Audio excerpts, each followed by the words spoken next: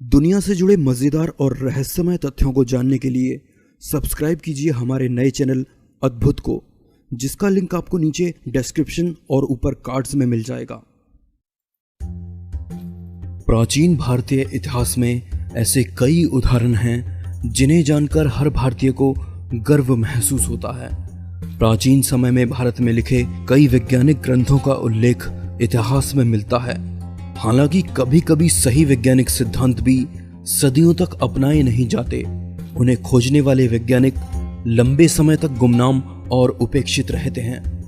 विज्ञान के इतिहास में इस तरह के कई उदाहरण मिलते हैं जिनमें भारत के कई गुमनाम वैज्ञानिक शामिल हैं।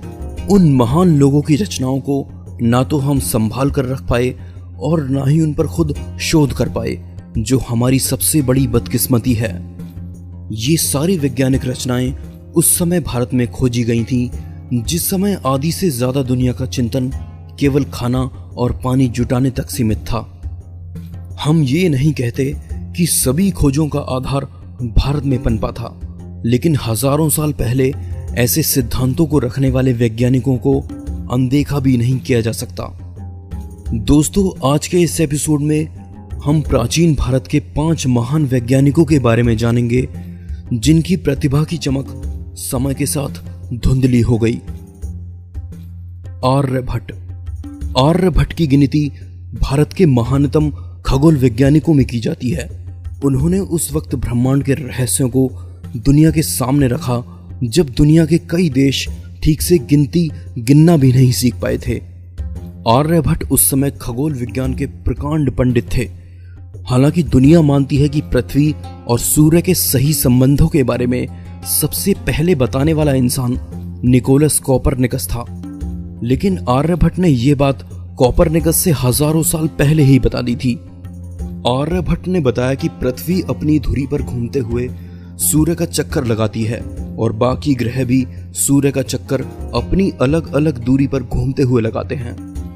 ये बात आर्यभट्ट ने उस समय बताई थी जिस समय यूनानी दार्शनिक अरस्तु ये मानता था कि पृथ्वी ब्रह्मांड का केंद्र है और सूर्य के साथ बाकी ग्रह इसकी परिक्रमा करते हैं। इसके अलावा आर्यभट्ट को यह भी ज्ञान था कि चंद्रमा और दूसरे ग्रह खुद की रोशनी से नहीं बल्कि सूर्य की रोशनी से चमकते हैं।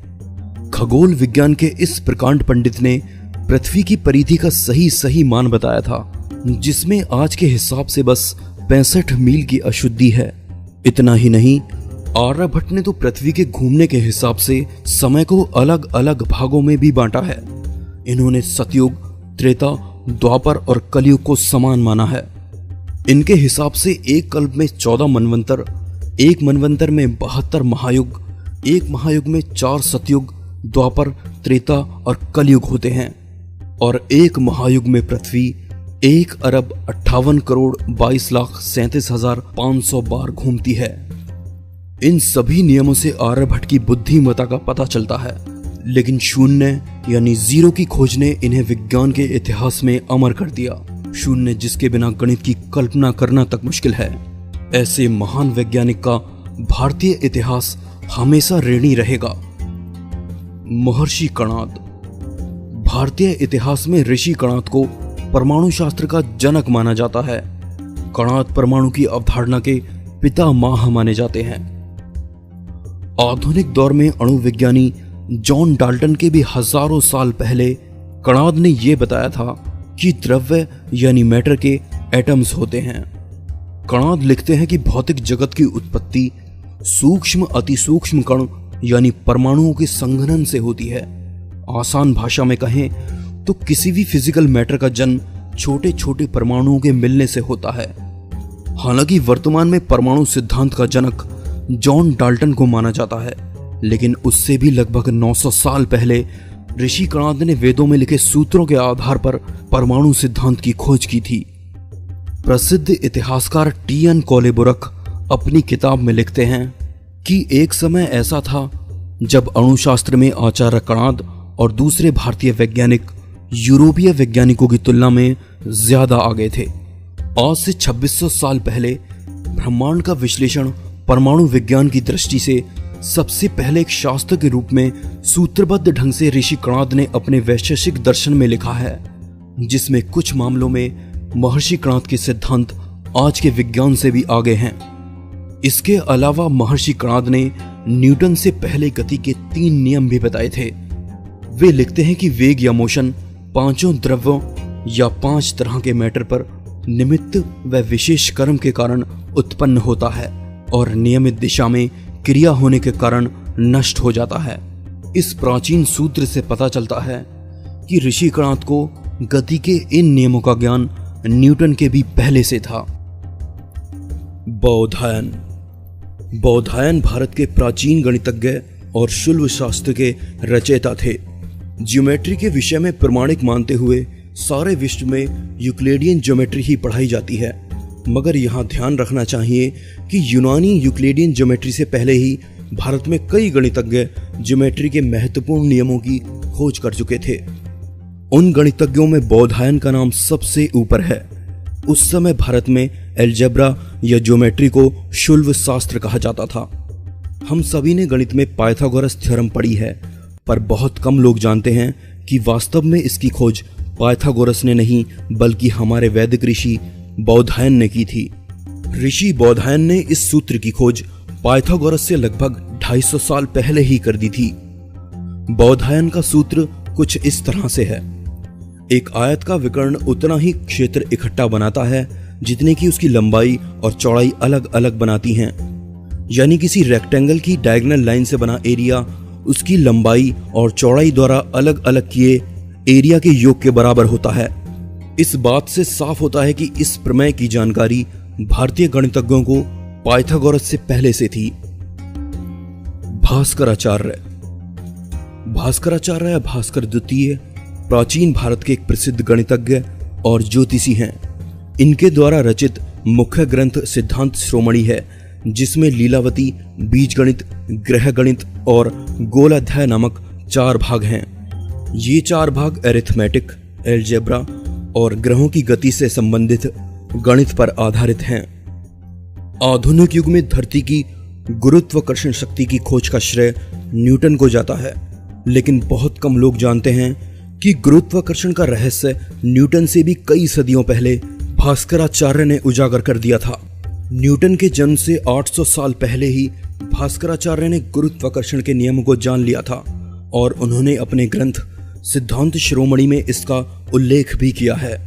भास्कराचार्य लिखते हैं कि पृथ्वी आकाशीय पदार्थों को विशिष्ट शक्ति से अपनी ओर खींचती है। इस प्रकार आकाशीय पिंड पृथ्वी पर गिरते हैं। इन्होंने अपने गोलाध्याय नामक ग्रंथ में मध्याकर्षण तत्व के नाम से गुरुत्वाकर्षण के नियमों की भी विस्तृत जानकारी दी है। भास्कराचार्य ने करण कौतूहल नामक दूसरे ग्रंथ की भी रचना की। इस पुस्तक में खगोल विज्ञान की गणना है। इस ग्रंथ में इन्होंने बताया है कि जब चंद्रमा सूर्य को ढक लेता है तो सूर्य ग्रहण, और जब पृथ्वी की छाया चंद्रमा को ढक लेती है तो चंद्र ग्रहण होता है। यह पहला लिखित प्रमाण था जब भारत के लोगों को दुनिया में सबसे पहले गुरुत्वाकर्षण, चंद्र ग्रहण और सूर्य ग्रहण की सटीक जानकारी थी। ये ग्रंथ आज भी हिंदू कैलेंडर बनाने के काम आता है। ये अपने समय के सुप्रसिद्ध गणितज्ञ भी थे। भास्कराचार्य द्वारा लिखित ग्रंथों का अनुवाद कई विदेशी भाषाओं में हो चुका है।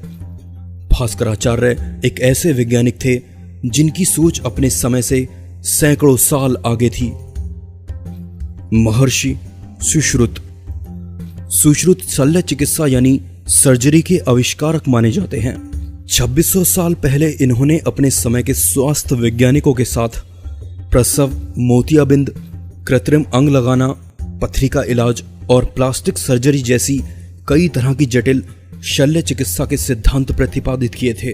आधुनिक विज्ञान केवल 400 साल पहले से ही सर्जरी कर रहा है, लेकिन सुश्रुत ने 2600 साल पहले ही ये कर दिखाया था। इनके पास अपने बनाए उपकरण थे जिन्हें वे पानी में उबालकर साफ करने के बाद प्रयोग करते थे। इनके द्वारा लिखित सुश्रुत संहिता ग्रंथ में शल्य चिकित्सा से संबंधित महत्वपूर्ण जानकारियां मिलती हैं। इस ग्रंथ में चाकू, सुइयां, चिमटे सहित 125 से भी ज्यादा सर्जरी के लिए आवश्यक उपकरणों के नाम मिलते हैं और इस ग्रंथ में 300 प्रकार की सर्जरियों का उल्लेख मिलता है। इनकी किताबों का कई विदेशी भाषाओं में अनुवाद हुआ है।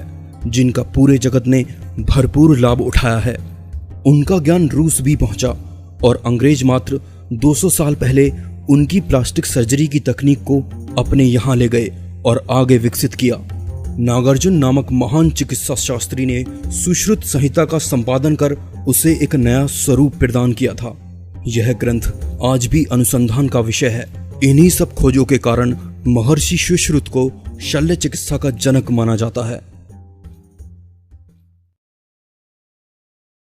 हेलो एवरीवन, मैं हूं Ayush. Thanks for watching our video. मिथ टीवी के वीडियोस कैसे लग रहे हैं मुझे कमेंट में जरूर बताइएगा, और अगर पसंद आया हो तो जरूर लाइक कीजिएगा।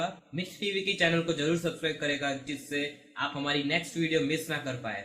और हम इस बार एम करते हैं 1000 लाइक्स का, ठीक है। और हमारे प्रीवियस वीडियो भी देखेगा, और हमारी नई चैनल है मेंस ऑफ टेक, उसको भी सब्सक्राइब करेगा। एंड मिलते हैं नेक्स्ट वीडियो में, तब तक के लिए गुड बाय।